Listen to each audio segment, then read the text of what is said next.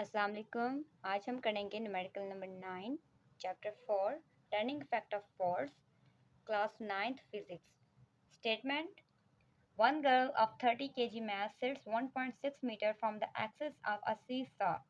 Another girl of mass 40 kg wants to sit on the other side so that the seesaw may remain in equilibrium.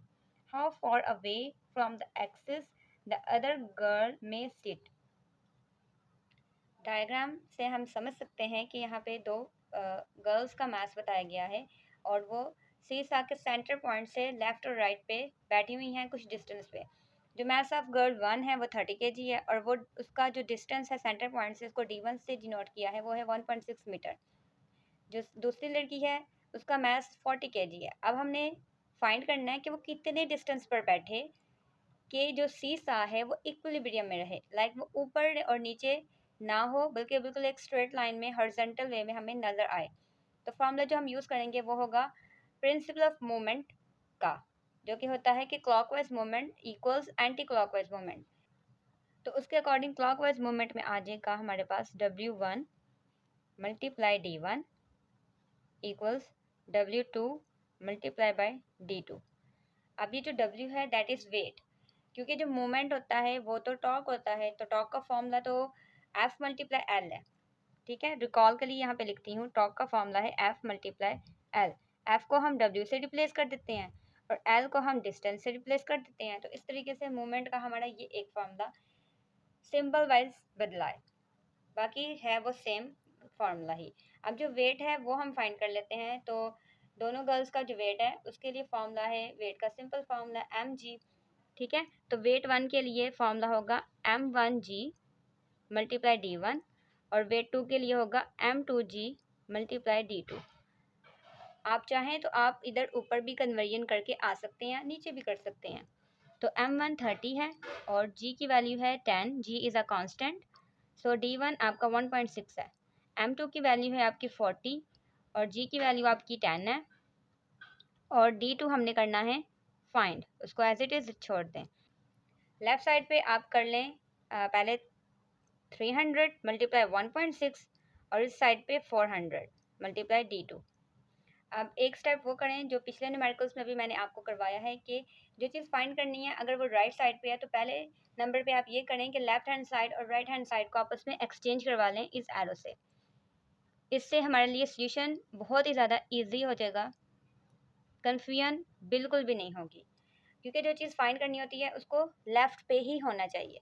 तो D2 left पे आ गया है, D2 के साथ जो 400 multiply में है उसको आप ले जाएं इक्वेशन के इक्वल के दूसरी साइड पे, तो दूसरी साइड पे जाएगा तो वहाँ पे हो जाएगा जाकर डिवाइड।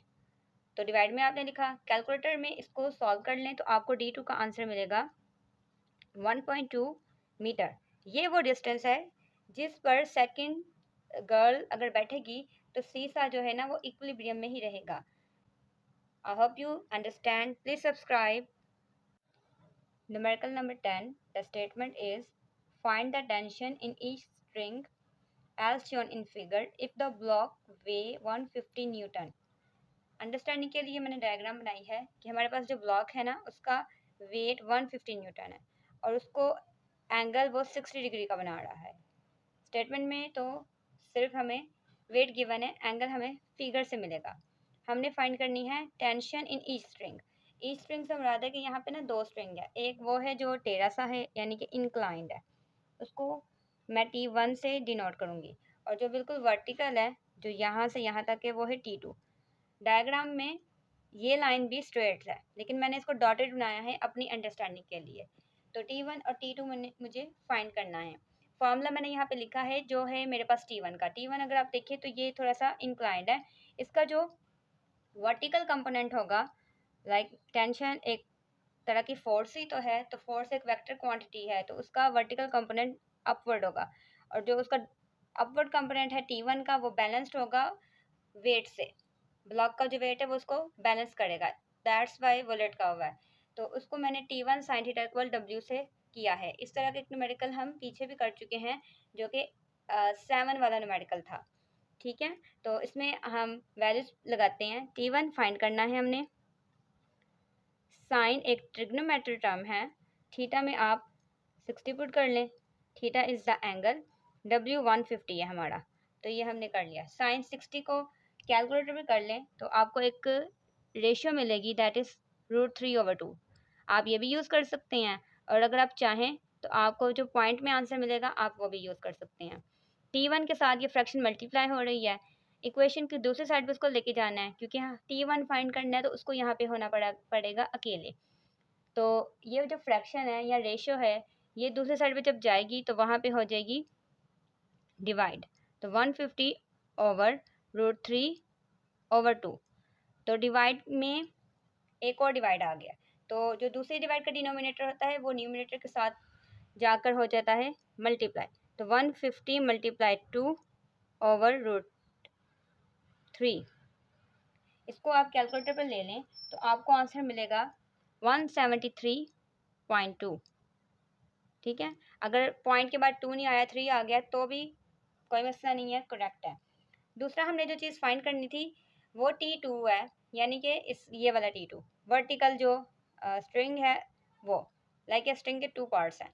तो वर्टिकली में जो हमने फाइंड करनी है उसको हम चेक कर लेते हैं। उसके लिए जो फॉर्मूला यूज़ करेंगे वो ये है, T1 cos थीटा। तो अब हमने T2 फाइंड करना है, तो T1 की वैल्यू हमने पीछे निकाली है, उसको यूज़ कर लें 173.2। कॉस ट्रिग्नोमेट्रिक टर्म है, उसको एज इट इज़ रहने दें। थीटा इज़ द एंगल, उसमें वैल्यू पुट कर लें जो हमें डायग्राम से मिली है। कॉस 60 डिग्री आप ले लें, जो आपको मिलेगा 0.5। कॉस जो है वो T1 के साथ मल्टीप्लाई हो रहा था, तो यहाँ पे मल्टीप्लाई का सिंबल लगा लें। 173.2 को 0.5 से मल्टीप्लाई करवा लें तो हमें T2 का भी आंसर मिल जाएगा, that would be 86.6। Round of कर लें तो ये हमें मिला है T2 का और T1 का answer. Please subscribe my channel and share it with your friend. Thank you.